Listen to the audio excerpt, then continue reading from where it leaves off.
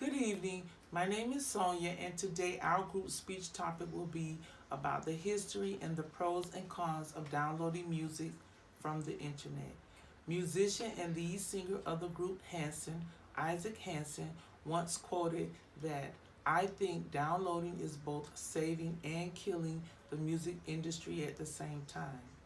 My thoughts on downloading music from the internet is that it can be beneficial to all who choose to because it not only saves time, but it has also reduced the clutter with having albums, cassettes, and CDs. However, I also believe that musical artists should be compensated when we as consumers download their music from the internet because not only is it time consuming, for them it is extremely costly. They have their own personal and financial obligations to attend to. Next, we will have Mr. Sylvester Tavares, who will speak on the history of downloading music from the internet. Hello, my name is Sylvester Tavares. I'm going to be talking about the history of downloading music. What began as an illegal activity just over a decade ago has become the most popular way to purchase recorded music. Since the introduction of the MP3 file format, downloading has displaced CDs introduced in the 1980s as the favorite means of purchasing and collecting music.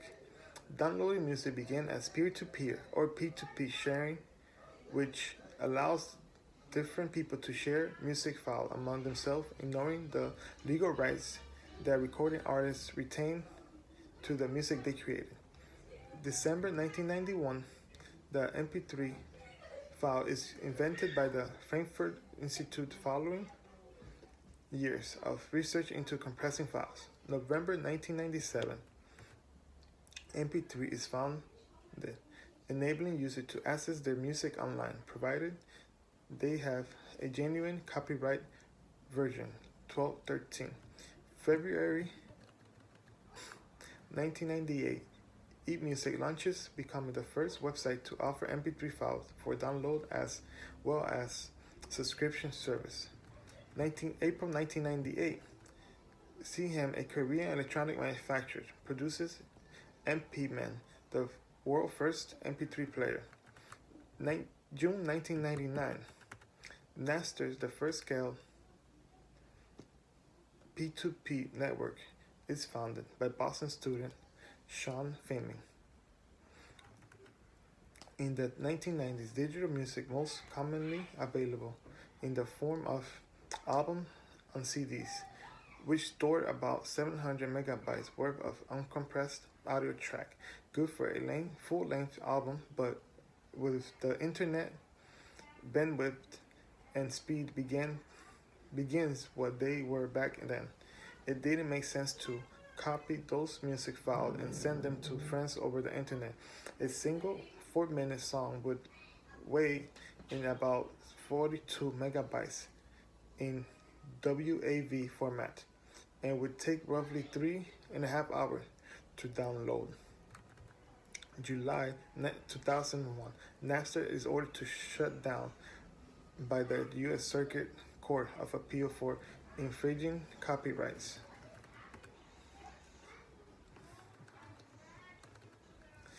October 2001, Apple sells its first iPod. It has sold almost 200 million since becoming the world's first most popular MP3 player. April 2009, the founder of Pirate Bay, a peer-to-peer file sharing site, are sent to jail for a year by the Swedish court. Now I'm going to leave you with my colleague Luciano. Hi, I'm Luciano Varela, and today I'm going to talk about the early beginning of downloading music, and I'm going to explain how this world started. So first we have the first platform, which was called Napster, and the creator of this platform was Sean Parker, and he created this program in 1999 based on file sharing, which is the mechanism that we still use in different platforms. For example, Spotify, SoundCloud, YouTube, and too many others. And so Napster and his purpose was to provide free music for everyone. Napster reached 26.5 million people daily and had about a total of 80 million subscriptions or registrations. As the software became popular, the company ran into legal difficulties over copyright infringement, it cased operations, and was eventually acquired by Roxio. Roxio is an American software company which stole the idea from Napster.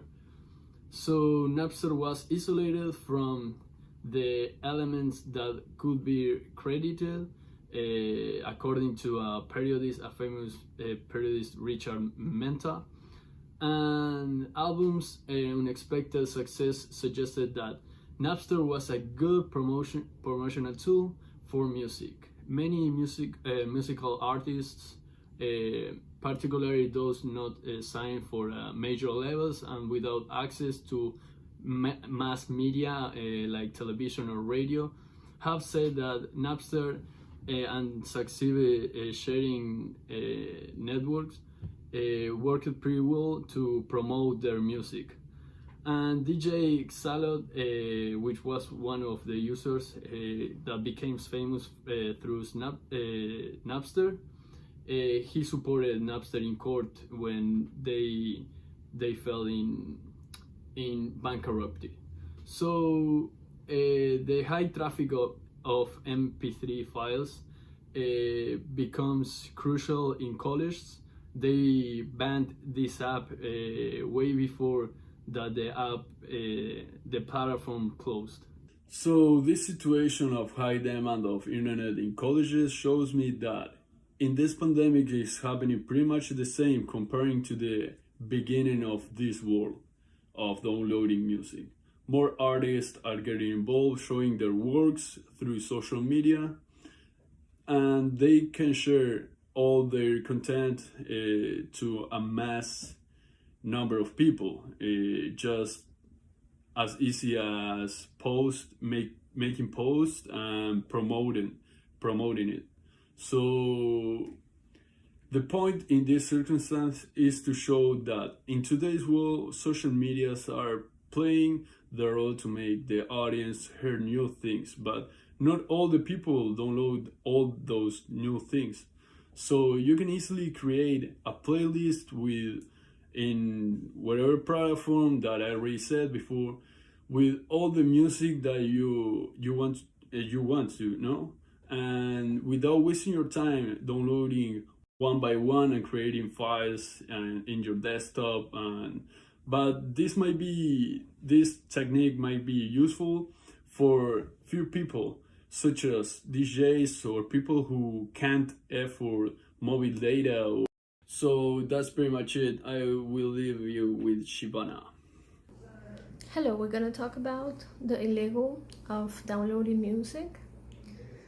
For example, if you have a knife, you can chop onions or you can kill someone. Should we ban the knife because someone killed someone with the knife? The answer is no. So downloading music is yes, it's illegal, and no. That's actually two answers. For example, if you're downloading music from Pandora, Amazon, Spotify, it's totally legal. It's totally legal because they pay the rights. But if you download music from YouTube, nowadays they're having a big suit. We don't know if it's legal or illegal actually. Obtaining files that they're not yours, it's totally copywriting. The law in the United States prohibits the internet user from obtaining copies of a media that they haven't purchased. Society meaning it's totally unethical simply because when you're stealing material, for example, the artist made a piece of art and they are free to charge whatever they want for it, and by no means is right to someone to steal it from them. I've given you another example about this topic. is that latest on 2001, more or less, the music industry was suing a lot of people because they were downloading music. We have an example of it, a web page named Casa. They have a huge suit by RIA. RIA is the one that the agency that takes care of music rights in the United States. And they make many claims against that. And now on, it's totally legal to download music without the permission of others. YouTube right now, and nowadays, seems to be legal 100%, but it's not. YouTube is using MP3 to download music for free, technically, not paying. So YouTube right now, it's facing a big soon because of the not payment fee. Fines can go from thousands to millions, so be very careful every time you download music. We continue next with Angeldavid. So you can see we have discussed the history of downloading music and how it has evolved over the years. We have also talked about the different platforms that we used for downloading music, such as Napster, YouTube, Spotify, Apple Music, you name it. As well as the legalities of downloading music, such as copywriting and lawsuit action that could be taken against these companies that allow internet piracy of music. Music has come a long way from records to cassettes, CDs, MP3s, to now where we can stream music online. And now in the situation that we're living in of COVID-19, many of us are staying at home, listening to our playlists because we can't go outside anywhere. And we can't even go to the store to buy a CD or anything to listen to music. We would have to download it from the internet or from a streaming service to be able to listen to music. And today, us as humans, we're in this day and age, we're adapted to having music in our daily lives. When we were allowed to go out before, we would, in restaurants, malls, bars, even in the parks, there you could hear music, even if it was either the establishment playing the music or someone on their portable speaker. And we make memories with music, so we want to be able to download them. Artists today who make music are getting cheated out of royalties and music and monies that are owed to them. So they deserve to get their royalties, and the companies that are allowing illegal sharing of music should be put a halt to and be accounted for their actions. Thank you.